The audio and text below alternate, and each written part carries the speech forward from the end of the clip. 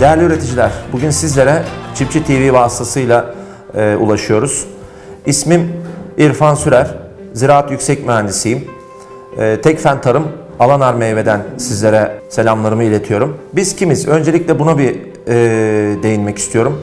Biz Tekfen Tarım, Alanar Meyve olarak 5 farklı ilde, Çanakkale, Manisa, Afyon, Antalya ve Malatya'da 5 farklı ilde kurmuş olduğumuz meyve bahçeleriyle yaklaşık 7.000 dekar arazide yaş meyve üretimi ve bunların ihracatını gerçekleştiriyoruz. Başta kiraz olmak üzere kayısı, siyah incir, nar, erik ve bu yılda 2020 sonbahar döneminde mavi yemiş blueberry projesini hayata geçireceğiz. Başta Avrupa olmak üzere dünyanın dört bir tarafındaki ülkelere ihracatını gerçekleştiriyoruz. Uzak Doğu, Orta Doğu, Amerika kıtasına, Kanada'ya kadar ihracatını gerçekleştirdiğimiz yaklaşık 40 civarında farklı ülke ve 55-60 civarında da müşteri market bazında ihracat gerçekleştiriyoruz. Bizim yurt dışında ihracatta en çok bizi zorlayan konulardan bir tanesi kalıntı, tarım ilacı kalıntıları konusu. Tarım ilacı kalıntıları insan sağlığı için çok sakıncalı bir takım etkileri var. Onu ortadan kaldırmak veya en aza indirmek için, minimumda tutmak için bazı önlemler gerekiyor. Bu önlemlerle ilgili de bizim halihazırda yürüttüğümüz birkaç çalışma var. Onlardan bir tanesi de Puma isimli kısaca pestil uygulamalarına müdahale aracı açılımıyla Puma isimli bir proje, bir çalışmamız var. Biz kimiz? Bunun açıklamasını yaptıktan sonra özellikle sizlere 2020 yılı içerisinde yeni bir projeyi hayata geçirdik. İsmi Alanar Puma. Açıklaması pestisit uygulamalarına müdahale aracı. Ve bu proje nedir? Biz tarımsal üretimde, tarım alanlarında kültür bitkilerine zarar veren, ekonomik kayıplara neden olan tüm hastalık, zararlı ve yabancı otlara karşı kullanmış olduğumuz tarım ilaçlarına, zirai ilaçların tamamına, geneline birden pestisit ismini veriyoruz.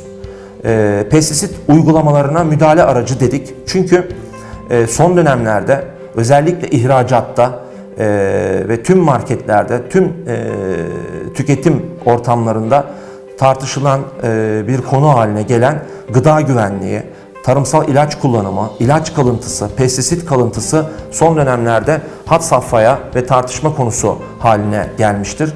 Biz de bu bilinçle güzel bir ekip kurduk, güzel bir araç modifiye ettik. Bu araçta köy köy gezerek, belde belde, kasaba, ilçe, il, Türk çiftçisine, meyve üreticisine, özellikle başta sahadaki işin mutfağında olan meyve yetiştiricilerine dokunmak, onlarla buluşmak, onlara bu işin önemini aktarabilmek amacıyla sahaya çıktık. Alanar projesini Mart ayında hayata geçirdik. Amacımız bu illerde bir yıl içerisinde en az 15.000 kilometre yol kat etmek, minimum 8.000 meyve yetiştiricisine temas etmek, dokunabilmek, yaklaşık 15.000 ton yaş meyveye potansiyeline direkt temas etmek, dokunabilmek, onlarla birebir temasta bulunup minimum en az 15.000 ton yaş meyvenin yetiştiriciliğine doğrudan etkide bulunmayı hedefliyoruz.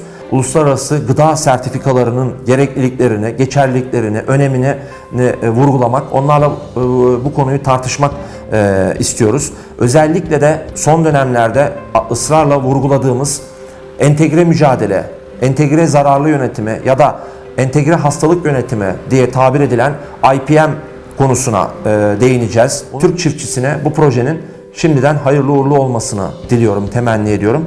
Biz şu an Afyonkarahisar ilinin Sultandağı ilçesinde Yeşilçiftlik beldesinde Tekfen Tarım Alanar Meyve'ye ait bir meyve bahçesindeyiz. Çekimimizi şu an oradan gerçekleştiriyoruz. Aracımız da şu an arazide, bahçede İsterseniz, arzu ederseniz şimdi aracımıza geçelim. Bir de az önce konuştuklarımızı, araç üzerinde ne yaptığımızı biraz daha uygulamalı bir şekilde konuşalım. Hep birlikte tartışalım isterim. Tekrar merhabalar Çiftçi TV'nin değerli izleyicileri. Az önce sizlere ofisimizde bahsetmiş olduğumuz Alanar Puma aracının şu an içerisinde bulunuyoruz. Aracımızda şu an yanımda ekip arkadaşım ziraat mühendisi Beykan Eskicioğlu bulunuyor. Tekrar merhabalar Beykan Bey. Merhabalar İrfan Bey. Önemli bir proje, sosyal sorumluluk projesi. 2020'de Alanar Meyve'nin, Tekfen Tarım'ın önemli bir sosyal sorumluluk ve vizyon projelerinden bir tanesi olduğunu her platformda, her ortamda bahsediyoruz. Bu aracın sahada üreticilerle buluşma noktasında üreticilere teknik olarak biz neleri anlatmaya çalışacağız? Kısaca bunlara bir değinelim istiyorum. Ondan sonra birlikte isterseniz bizleri bahçelerinde, evlerinde, üretim sahalarında bekleyen çiftçilerimizi birlikte ziyaret edelim. Orada üreticilerle bu konuyu birebir uygulamalı olarak tartışalım istiyorum. Sözü size vermek istiyorum. Buyurun lütfen. Çok teşekkür ederim İrfan Bey. Öncelikle bu projede yer almaktan gurur duyuyorum ve hazzını yaşıyorum. Bizim bu projeyle üreticilerimize vermeye çalıştığımız mesajlar, çevre dostu olan sürdürülebilir meyve yetiştiriciliğini en iyi şekilde nasıl yapabilecekleri, en doğru zirai mücadele yöntemlerinin tercih edilme aşamasında kendilerine yardımcı olmak için bu yola çıktık. Kimyasal ilaç kullanımının en son çare olduğunu ve bundan önce daha neler yapabileceğini, ne gibi uygulama yapılabileceğini, bunların açıklamasını, bunların uygulamalı şekilde yöntemlerini göstermek için bu kutlu yola çıktık. Global pazarda rekabet gücümüzü yükseltmek demek, bizim bu yola çıkışımız ve amacımız, hedeflerimiz doğrultusunda planladığımız noktaları gerçekleştirdiğimizde dünya global piyasada bir güç haline gelebilmek için. Özellikle de yaş meyve sebze ihracatı açısından sürdürülebilir bir modeli nasıl yaparız ve nasıl yardımcı oluruz? Bu noktalara hizmet edebilmek adına yollara çıktık. Üreticilerimizle buluşuyoruz. Farklı diyarlarda, farklı iklimlerde, farklı mizaçlarda insanlarla tanışıyoruz. Bunun mutluluğunu seyircilerimizle ve Türk halkıyla paylaşmak istiyoruz. Evet. Çok teşekkür ediyorum bir kez daha Beykan Bey. Tabii ki bu vesileyle de bizi ekranlara taşıyan, Türk tarımına, Türk çiftçisine her zaman olduğu gibi hizmet eden ve edecek olan Çiftçi TV ailesine de biz burada bir kez daha teşekkür etmek istiyoruz. Ben özellikle söylediklerinizde dikkatimi çeken bir cümle oldu. Onu açmak istiyorum, vurgulamak istiyorum. Yani sürdürülebilir tarım gereklilikleri, sürdürülebilir tarım prensipleri çerçevesinde pestisit kullanımını, daha doğrusu tarım kimyasal tarım ilacı, kimyasal pestisitleri minimize etmeyi, en az kullanmayı, en aza indirmeyi, mümkün mertebe kimyasal ilaç kullanımını en aza indirip ona alternatif olan diğer mücadele yöntemlerini ön planda tutmayı, onları teşvik etmeyi, onları desteklemeyi, onları önermeyi amaçlıyoruz bildiğimiz üzere. Ve dolayısıyla şunun altını ısrarla çizmemiz gerekiyor. Biz kesinlikle kimyasal ilaç kullanımını istemiyoruz. Buna karşıyız. Bundan uzak duruyoruz demiyoruz. Diyemiyoruz. Böyle Kesinlikle. bir lüksümüzün olmadığını, kısa vadede olamayacağını bildiğimiz için bu gerçekle, bu realiteyle yola çıktık. Ancak mümkün mertebe, tabii ki mümkün mertebe minimize ederek, minimuma indirerek diğer alternatif mücadele yöntemlerini kullanarak kimyasal kullanımını tabii ki biz de benimsiyoruz, kabul ediyoruz, kabul etmek durumunda kalıyoruz. Üreticilerimize de tabii bu aşamada işte kimyasala en son çare, son çare olarak, bravo, son seçenek olarak tercih etmesi gerektiğini özellikle altını çizerek vurguluyoruz. Kesinlikle. Ve bunu yaparken de eğer kimyasal mücadeleyi, kimyasal kullanımını tercih etmek durumunda kalırsalar şayet üreticiler, burada önemli olan doğru hastalık ya da zararlıya karşı doğru ilacı doğru zamanda, doğru dönemde, doğru dozda, yani doğru miktarda, doğru yöntemlerle kullanmayı anlatmaya, vurgulamaya çalışacağız.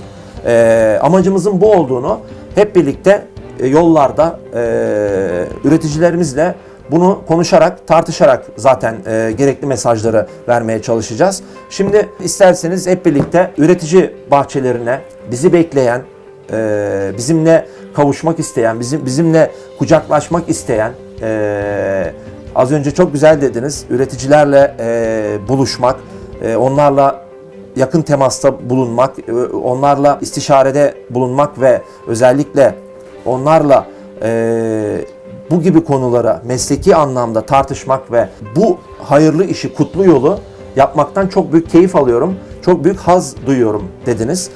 Alın benden de o kadar diyorum. Bilmukabele kesinlikle bu işin çok önemli, çok değerli ve çok faydalı bir şey olduğunu benimseyerek, kabul ederek yollara çıktık. Sözü uzatmadan isterseniz uygulamalı olarak bunun ne olduğunu hep birlikte üreticilerimizin bahçelerinde görelim, birlikte tartışalım istiyorum. Evet, doğru yerde. Tabii. Evet. Buyurun. Buyurun.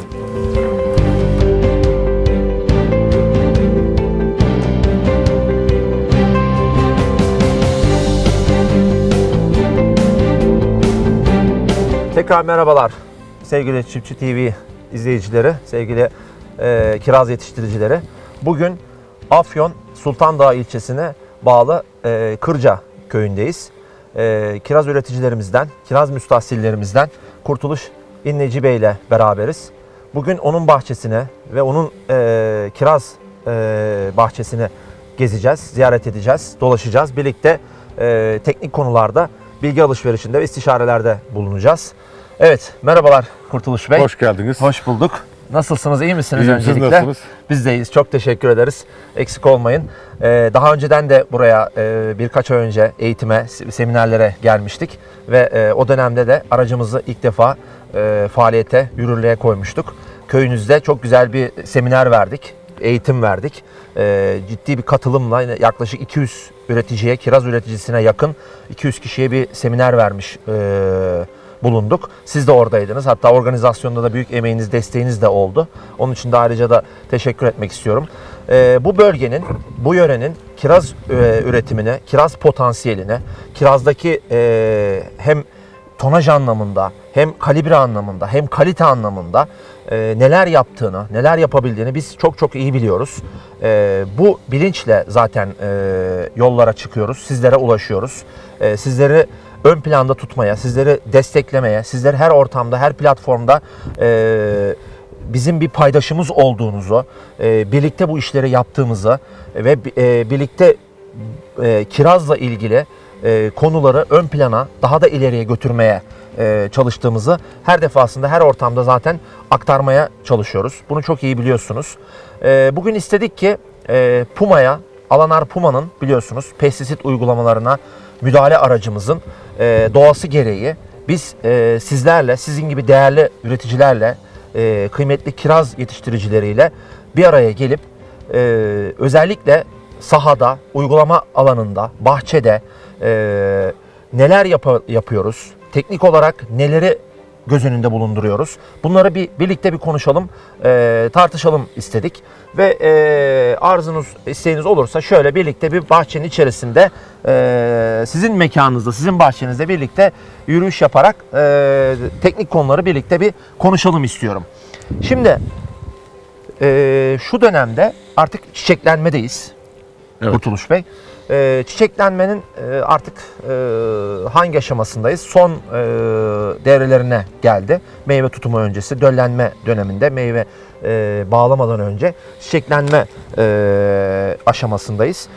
Şimdi ben size bazı konularda, özellikle yetiştiricilik, bizim agronomik faaliyet dediğimiz yetiştiricilik aşamasındaki önemli bazı konularda sizlere neler yaptığınızı, sezon boyunca ne gibi zirai çalışmalar, agronomik faaliyetlerde bulunduğunuzu tek tek sormak ve sizden bir bilgi alışverişinde bulunmak istiyorum.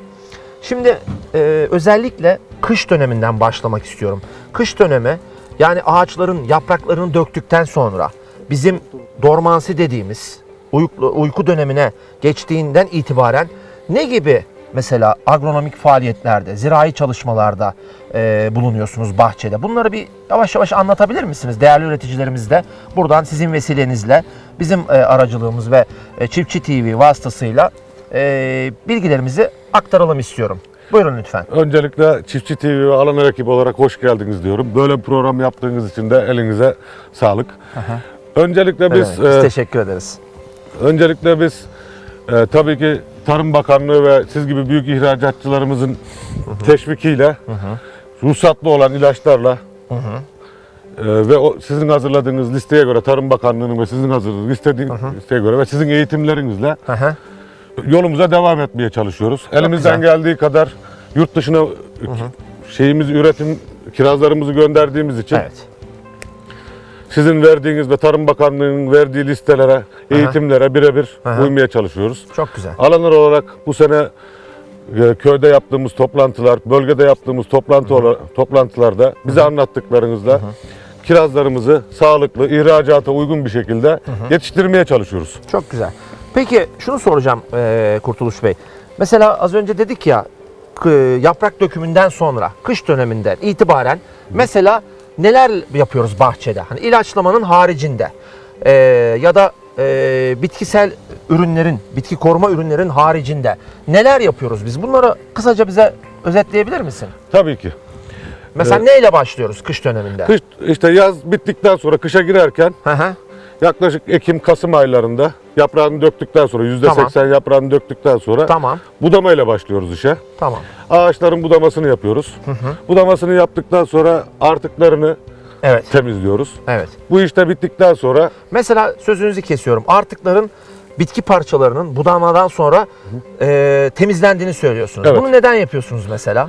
Neden yapıyoruz? Çünkü kestiğimiz dallarda hastalık ya da bakteri olabileceği için bunları mümkün olduğunca imha ediyoruz. Ve sağlıklı ağaçlara geçmemesini sağlıyoruz. Çok güzel.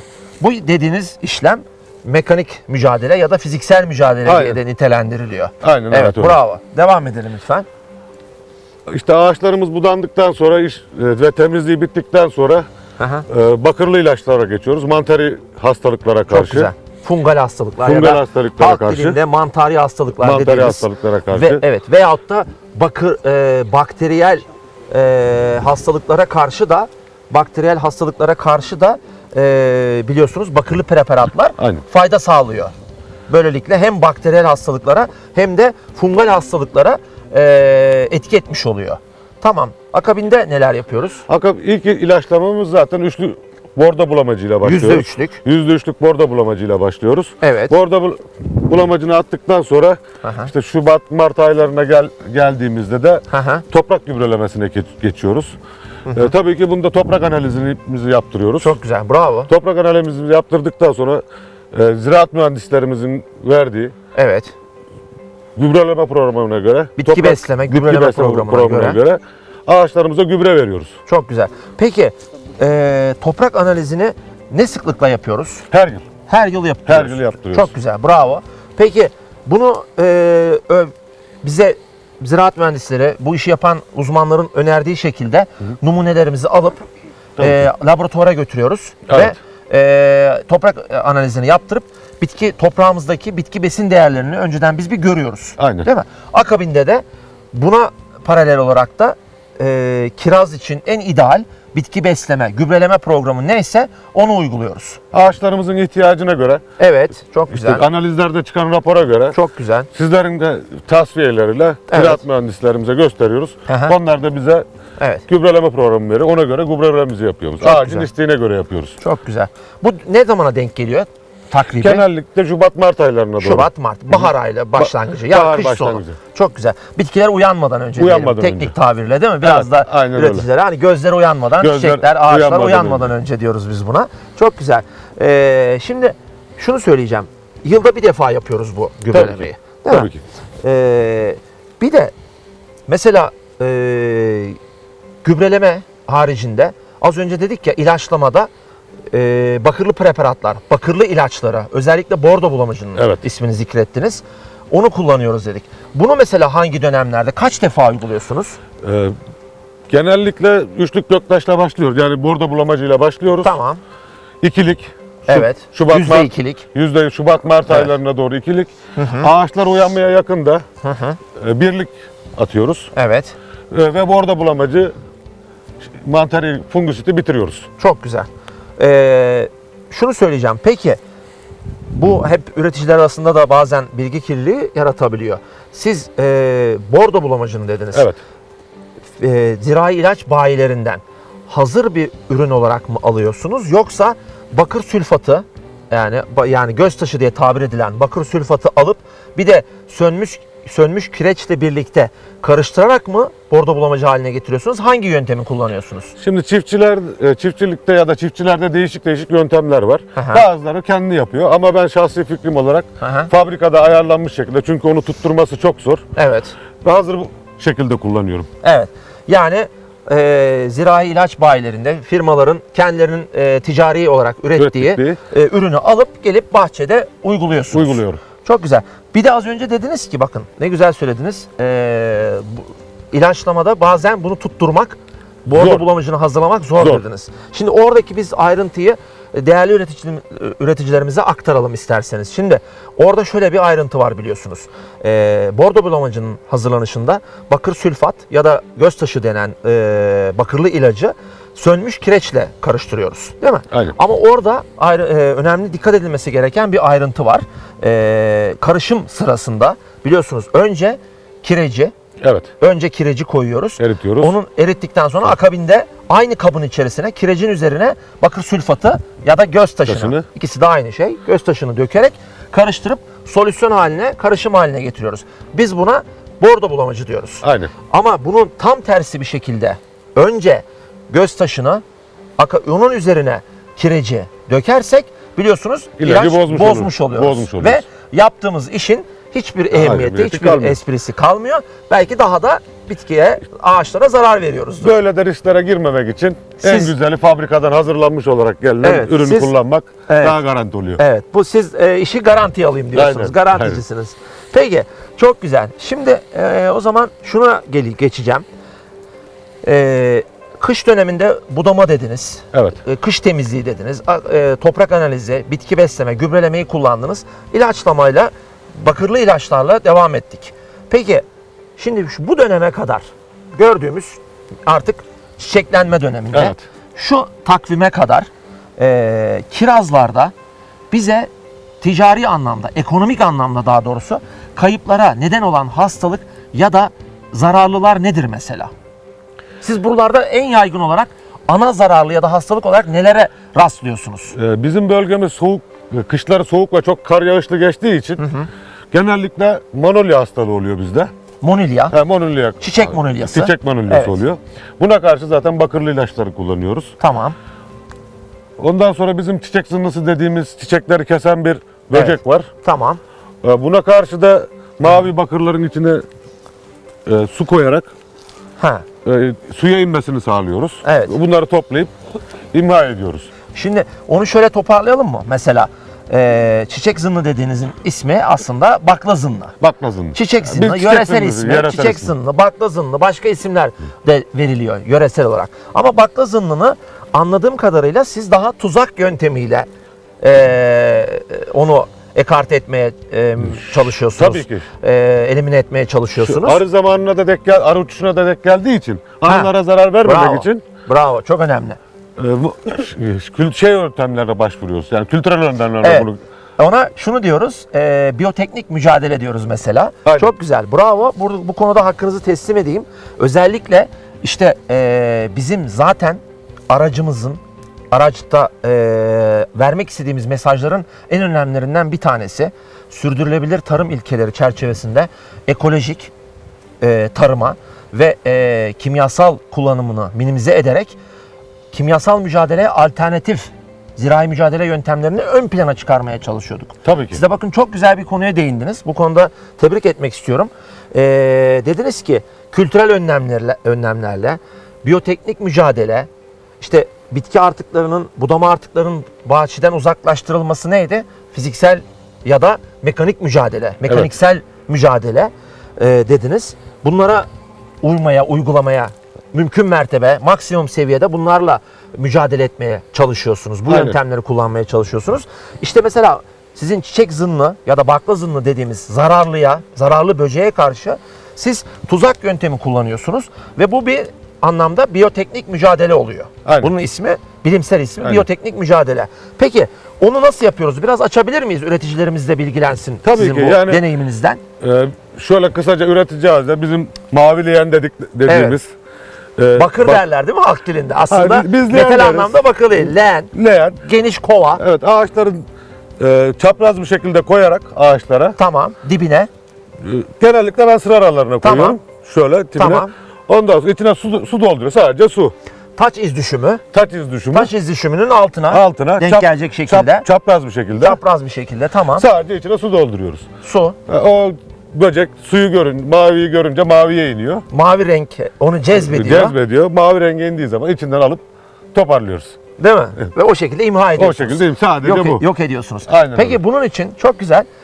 Israrla bunu irdelemek istiyorum. Bunun için ayrıca bu yöntemin haricinde ihtiyacınız olup da zaruri olarak kimyasal bir ilaç, herhangi bir insektisit kullanmak zorunda kalıyor musunuz? Tabii ki, yani çok yoğun olduğu zaman yine ruhsatlı sizlerin önerdiği Evet. gece vakti, Tamam. yani gece. arının uçuş vakti olmadığı vakitlerde Bravo. ya da sabah çok erken güneş doğmadan önce arı uçuşunun olmadığı zamanı Aha. çok baş edemediğimiz zaman Evet. pestisitlere giriyoruz. Anladım. Yani şunu diyorsunuz. Bizim önceliğimiz tabii ki biyoteknik mücadele, tuzakları kullanmak, tuzaklarla mücadele etmek ama iş çok çığırından çıktı. Artık mücadele edemiyoruz. Bunu baskı altına alamıyoruz. Bize ekonomik anlamda zarar zarar veriyor. verecek ve ekonomik zarar eşiğinin altına indiremiyorsanız o zaman artık zorunlu olarak insektisit yani kimyasalları, pestisitleri kullanmak zorunda kalıyorsunuz. Evet, kalıyoruz. Onu da nasıl yapıyoruz? Onu da Seçici, bu böceğe özgü, özgü arılara ve yararlı böceklere Tarım Bakanlığı'ndan ruhsatlı zarar vermeyen, zarım vermeyen bravo, bakanlık nezdinde Tarım Bakanlığı, Tarım ve Orman Bakanlığı tarafından onaylı, ruhsatlanmış ürün, bitki koruma ürünlerini, insektisitleri kullanmak kaydıyla mücadelemizi yapıyoruz. geceleri, Evet. yani arının uçuş vakti olmadığı zamanlarda Evet. arıya zarar vermemek için geceleri ya da sabah çok erken güneş Evet. doğmadan önce Evet. ilaçlama yapıyoruz. Çok güzel. Bravo, bir kez daha kutluyorum. Peki bir de şunu soracağım Kurtuluş Bey. İlaçlamayı yapıyoruz dedik değil mi? Evet. İlaçlamayı. Peki ilaçlamayı yaparken nelere dikkat ediyoruz? Bizim ilaçlamada çünkü çok önemli ayrıntılarımız, ince nüanslarımız var. Yani işte ilacı alıp ilaç tulumbasına ya da pulverizatörüne koyup araziye götürüp atmak değil olay. Değil, Onun tabii ki. öncesinde ve sonrasında yapılması gereken Tabii ki. hazırlıklar var. Bu hazırlıklar neler? Bir değinelim mi onlara? İlk başta şeyle başlayalım. Traktörün arkasına taktığımız provizatör yani ilaçlamalarla başlayalım. Bunlar işi bittiği zaman genellikle ben sirkeli suyla Çok güzel. yıkayıp temizliyorum içini. Temizliyorsun işi bitince. İşi bitince. Çok güzel. İlaçlamaya başladığımız zaman gerekli tulumumuzu, maskemizi takıyorum ve bizim ilaç alım yerlerimiz var. Maske, tulum, Maske, tulum, eldiven, eldiven, şapka, gözlük. şapka. İlk önce tabii ki insan sağlığı, kendimizi koruyoruz. Bravo. İlaçlama yerlerimiz var, ilaç Tamam. alım yerlerimiz. Tamam. Burada her türlü çöp tenekesi, ilaç imha kutuları. İlaç hazırlama noktaları mı var? Evet, ilaç Çok alım güzel. kutusu. Yani bölgemizde işte her köyün kendine Çok güzel. ilaçlama bölgeleri yapıldı. Yerel olarak, lokal olarak oranın halkına hizmet eden, Halka hizmeti eden. herkese açık. Evet. Tamam. Gidip de hayvanların içtiği ya da arıların su aldığı ya da derelerden su almıyoruz. Okey. Çok güzel. Yani buralara ilaç karıştırmıyoruz. Çok güzel. Gidip ilaç alım yerlerimiz Aha. var. Oralarda gerekli ilaçlarımızı ilaç bayilerinden, tabii bunlar da sizin kışın verdiğiniz eğitimlerde bize önerdiğiniz ruhsatlı, Aha. Avrupa Birliği'nin ruhsat verdiği, Çok güzel. kalıntı yapmayan ilaçları tercih ediyoruz. Çok güzel. İlaçlamamızda gerekli sizlerden aldığımız eğitimlerle gördüğümüz yerlerde karışımın nasıl yapılacağını, nasıl tarif ettiğiniz şekilde ilaçlamamıza koyuyoruz. Çok güzel. Karışıma ilacı o noktada ilaç hazırlama noktasında Evet. suyumuzu döktük. İlacımızı hazırladık. Karışımını yaptık ve bahçeye geldik. Ama koruyucu eldivenleri, Tabii yani ki. koruyucu ekipmanlarımızı, malzemelerimizi giydik. Tabii ki. Gözlük, çizme, tulum, maske, eldiven vesaire. Bunları kesinlikle Tabii ki, göz tabii ardı ki. etmiyoruz, değil mi? Tabii ki. Tamam. Peki hava ve iklim koşulları ne şekildeyken siz ilaçlamayı yapıyorsunuz mesela? Genellikle ben akşam 7'den 8'den sonra Tamam. yapmayı öneriyorum herkese ve öyle yapıyorum. Çünkü Tamam. hava çok durgun oluyor Çok güzel. ve çok böcek popülasyonunun Aha, en az olduğu vakit. çok güzel. İşte gerekli ilaçlamanın ayarlarını yapıp bahçeye giriyorum. Sıcaklık Düşük seviyede olacak. Yani. 25 derecenin 25 santigrat derecenin üzerinde olmayan bir Olmayacak sıcaklıkta. Rüzgar hızının artık saatte 10 kilometre gibi maksimum o seviyenin üzerine çıkmayacağı Tabii bir rüzgar hızında. Genellikle akşam gün batımında ya da sabah erken saatlerde bal arısı başta olmak üzere diğer yararlı böceklerin falan faaliyetlerinin, uçuşlarının artık minimize olduğu, minimum Aynen. olduğu dönemde Aynen. siz tamamen tabii ki açık, yani yağmursuz bir havada, Tabii ki. açık bir havada ilaçlamayı yapıyorsunuz. Evet. Ve maksimum sürede ilaçlamayı yapıp bitirip tekrar dediğiniz gibi o kullandığınız ilaçlama tankını ya da pulverizatörünü Sirkeli suyla temizliyorum. yıkıyorsunuz. Yıkıyorum. Güzelce steril Yerine hale getirip deposuna koyuyoruz. deponuza kaldırıyorsunuz. Bravo. Çok güzel buraya kadar her şey. Şimdi benim bildiğim kadarıyla Kurtuluş Bey, siz bir de sertifikalı Evet. üreticisiniz. Aynen. Bundan da bahsedelim. Yani hangi sertifikanız var? İşte bunu ne zaman aldınız? Hangi süreçlerden geçtiniz? Bunun size faydası ne? Neden sertifikalı üretici? Mesela siz bu vasıtayla kiraz üreticilerine, meyve üreticilerine, Türk çiftçisine sertifikalı bitkisel üretim ya da sertifikalı meyve veyahut da konumuz şimdi kiraz olduğu için neden sertifikalı kiraz üretimi yani yapıyoruz? Bunu bir açabilir misiniz? Tabii ki. Yaklaşık 10 yıldır Eurogap ve İyi Tarım sertifikam var. Çok Sertifikalı güzel. bir üreticiyim yani 10 yıldır. Global GAP mı? Global GAP Çok güzel. Ve İTU dediniz. İyi tarım uygulamaları. İyi tarım uygulamaları Çok güzel. yapıyoruz. Bu bahçemizde de iyi tarım uygulaması geçerli. Hı. Neden iyi tarım ya da global GAP derseniz Hı. ilk önce kendi sağlığımız için. Yani Çok tabii güzel. biz de bu işi ilk girdiğimizde bilmiyorduk. Hı. Ama anladık ki ilk önce kendi sağlığımız için. Evet. Yani bize bahçemize tuvalet yapmayı, Evet. ondan sonra işçi dinlenme alanı yapmamızı, çöp kutusu, imha alanı, el yüz temizliği, bunların hepsini biz iyi tarımla birlikte başladık. Yani Global GAP'la birlikte başladık. Sonra Hı. kalıntısız, Hı. zararsız, Evet. tahlilli Çok güzel. üretim yapmamızı Evet. ve bize bunlar öğretildi. Evet. Faydalarını derseniz zaten ilk önce kendimize faydası var. Çok güzel. Yani bahçemizde tuvaletimiz, dinlenme alanımız, Evet. el yıkama yerimiz. Değil mi? Bunlar Duş, hepsi sabun, duş, deterjan, sabun, değil mi? deterjan. Evet. Bunların hepsi iyi tarımla geldi. Evet. Üreticiye faydaları zaten bununla bir. Ama diğer yönlerini ürünümüzün taliplisi daha çok oluyor. Çünkü niye? Aha. Ürünlerimizden gelinip hasat öncesi Evet. numune alınıyor. Çok güzel. Evet. Numune alındıktan sonra laboratuvarlara gönderiliyor. Evet. İlaç kalıntısı, zehir kalıntısı var mı? Evet. Ona bakılıyor. Evet. Ve diyorlar ki ürünün temiz. Çok güzel. Temiz olduktan sonra Evet. istediğimiz ihracatçıya Evet. güvene gidip ürünümüzü teslim ediyoruz. Çok güzel. Yani biz Global GAP üreticisiyiz Evet. ya da iyi tarım üreticisiyiz. Bu şekilde. Valla o kadar güzel özetlediniz ki yani hani desem ki hani şunları anlatın, inanın hani bu kadar doğal olmazdı. Sağ olun, teşekkür bu kadar samimi olmazdı, bu kadar içten olmazdı. Hakikaten ağzınıza sağlık. Yani sertifikalı üretimin, sertifikalı meyve yetiştiriciliğinin, kiraz yetiştiriciliğinin ne kadar önemli, ne kadar özel, ne kadar faydalı olduğunu ancak bu kadar herhalde özetleyebilirdik kısa bir sürede. Hakikaten bunun için de kutluyorum. 10 yıldır Evet, iyi bu tarım. işi yapıyorum Ve diyorsunuz. global GAP'lı yapıyoruz. Hem global GAP hem iyi tarım uygulamanız var. Ve bunun gerekliliklerini, size olan faydalarını zaten sıraladınız. Ve en sonunda çok güzel bir konuya değindiniz. Dediniz ki hasat öncesinde ihracatçılar sizin ürünlerinizi satın almaya gelen, bu işin ekonomik olarak hani ticaretini yapan, bu işe gönül vermiş kişiler ne dersek adına gelip sizden ürününüzü satın almak için numune alıyor. Aynen. İstediği yerden, istediği noktadan, istediği zaman numuneyi alıp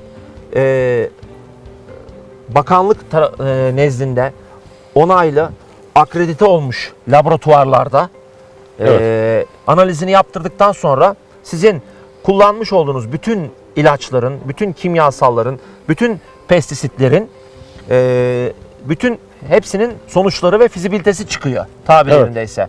Ve onun paralelinde de, onun devamında da sizin ürününüzün pazar değeri, ihracatla gidip gitmeyeceği ve ihracata bile giderse hangi ülkeye kadar pazarlanabileceği ile ilgili açıkçası bir yol haritası belirleniyor. Tabii ki.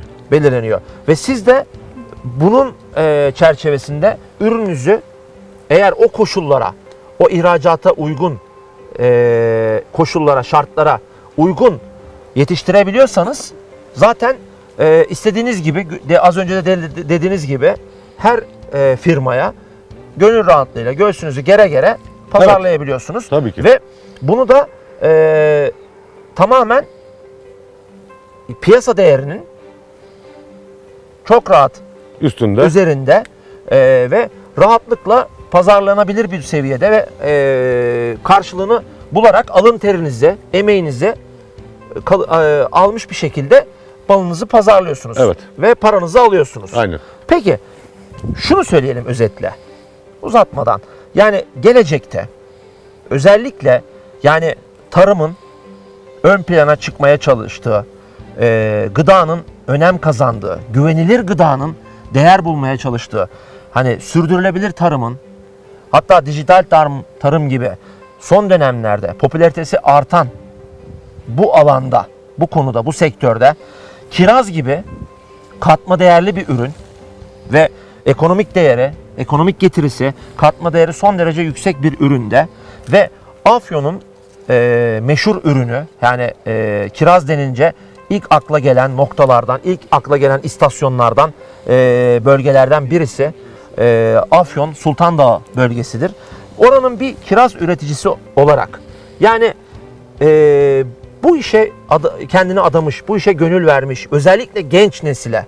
Çünkü biliyorsunuz artık özellikle son yıllarda genç nüfus, genç kitle köylerden şehirlere akın etmeye, göç etmeye, oralı tabir yerindeyse oralara kaçmaya başladı. Peki onlara nasıl bir mesaj verirsiniz? Ben şöyle bir mesaj veririm. Yani hiç kimse çiftçilikten, üretmekten vazgeçmesin. Çünkü üretmek dünyanın en güzel duygularından biri. Evet. Üretip alın terinin karşılığını almak. Aha. Yani eski sistemlerle değil de yeni Bodur. klasik anaçlarla değil de bodur anaçlarla, Evet. yeni nesil anaçlarla bu işte başarılı olmak çok mümkün. Mümkün veya yarı bodur. Yarı bodur, Evet.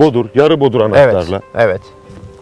Ürettiğimiz zaman yani eskisi gibi artık 15-20 yılda üretim değil de 4-5 yaşına geldiği zaman verim alınıyor. Evet, Ve bravo. gerçekten kiraz Türkiye için stratejik bir ürün. Bravo. Evet. Stratejik bir ürün. Ve alıcısı da her zaman bulunan bir ürün. Evet.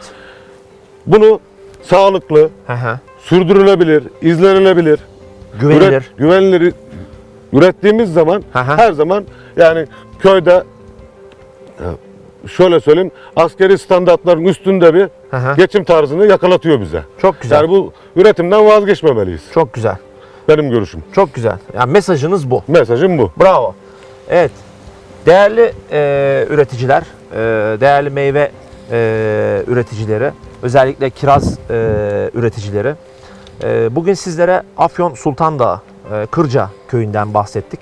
Kurtuluş İnneci Bey ile, Kurtuluş abimle kiraz konusunda özellikle kış döneminden başlayıp çiçeklenme dönemine, çiçeklenme sonrasına, meyve tutumuna kadarki dönemde neler yapılır, nelere dikkat etmek lazım? Agronomik faaliyetler, zirai çalışmalar nelerdir? İşte gübreleme, budama, ilaçlama, toprak analizi, pestisit, kalıntı analizleri gibi konularda söyleşide bulunduk, tartıştık, istişarede bulunduk. Özellikle sertifikalı üretimin önemine değindi Kurtuluş Bey. Gördüğünüz, bildiğiniz üzere işte değerli üreticimizin de ağzından duyduğunuz ifadelerle Türkiye için çok önemli olan, stratejik bir ürün olan, katma değeri yüksek, bu kadar kıymetli bir üründe, meyvede neler yapabileceğimizi sizlere mümkün mertebe fayda sağlamak kaydıyla aktarmaya, anlatmaya çalışıyoruz. Benim şimdilik bu program için bugünlük aktaracaklarım bunlardan ibaret. Daha sonra kirazın farklı bölgelerde, farklı coğrafyalarda, farklı aşamalardaki yetiştiricilik özelliklerinden bahsederek programımıza devam edeceğiz.